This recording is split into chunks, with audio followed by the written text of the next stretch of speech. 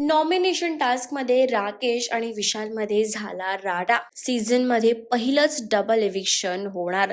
तर कलर्स मराठीवर बिग बॉसचं नवीन पर्व सुरू आहे आणि अगदी पहिल्या दिवसापासून आपण घरामध्ये नवनवीन राडे बघितले.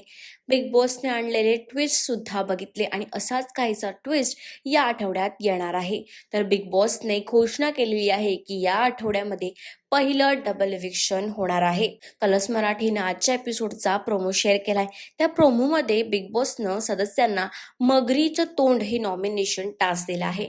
म्हणजे सदस्यांना ज्या सदस्याला नॉमिनेट करायचं आहे त्याचा फोटो मगरीच्या तोंडात टाकायचा आहे आणि त्याच पद्धतीने बिग बॉसने ही सुद्धा घोषणा केली आहे की या आठवड्यामध्ये सीझनमध्ये पहिल्यांदाच डबल एविक्शन होणार आहे.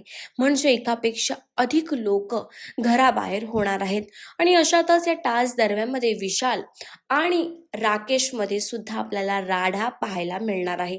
तसंच प्रभूने जे एक्सप्लेनेशन दिलं आहे सागरला नॉमिनेट केल्याबद्दल, हे सागरला काही आवडलं नाही आणि त्यांच्यामध्ये सुद्धा आपल्याला शाब्दिक राडा पाहायला मिळणार आहे.